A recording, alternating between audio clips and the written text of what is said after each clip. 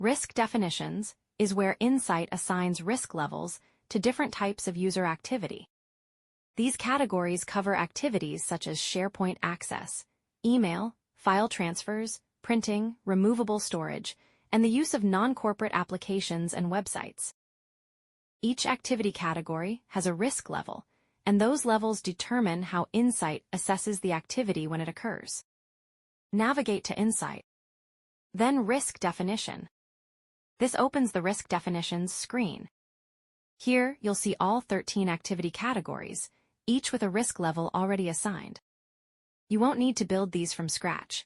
Insight provides all 13 categories with a default risk level already assigned. Before changing anything, let's look at what those risk levels mean. There are 6 levels available. No risk means the activity is considered safe and does not require monitoring. Low means the activity has minimal impact and is monitored at a low priority.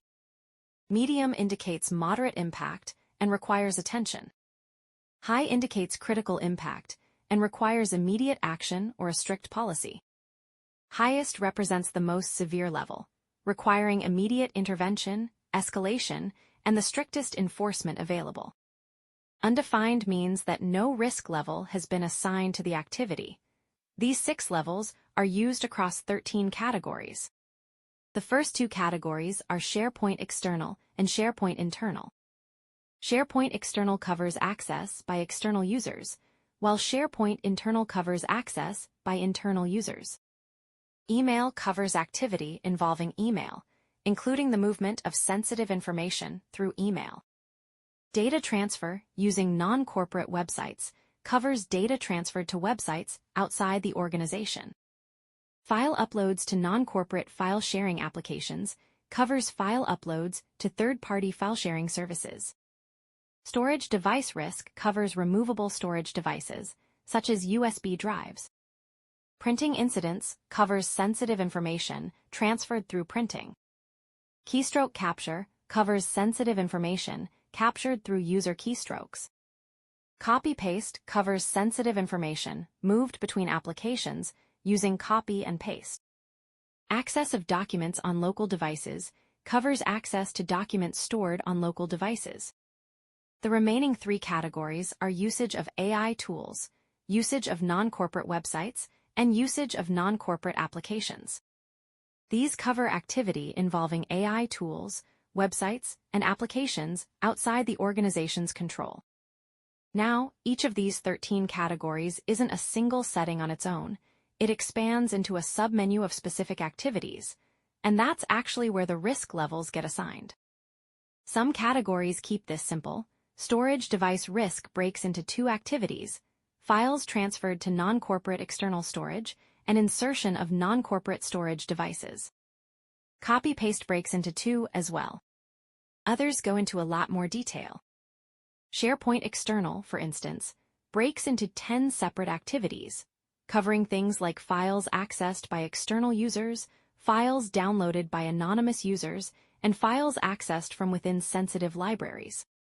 SharePoint Internal breaks into 12, adding activities like file uploads, deletions, and the creation of anonymous links. Email breaks into 6, covering attachments sent to non-corporate, insecure, personal, and other external address types. Usage of AI tools breaks into 5, covering uploads to generative AI tools, sensitive prompts, and time spent on AI platforms.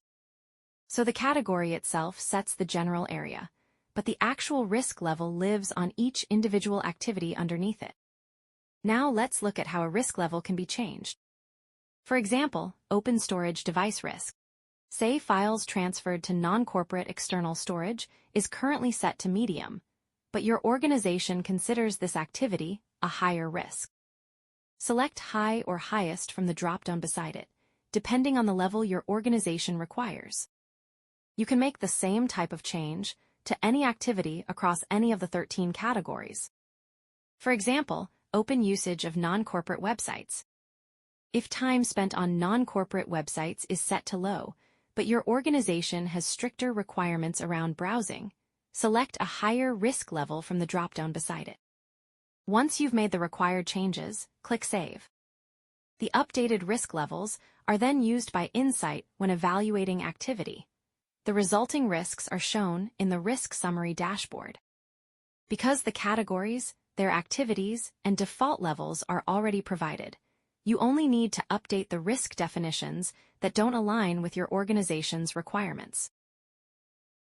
To get a complete overview of GuardWare and its features, visit the documentation site at docs.guardware.com.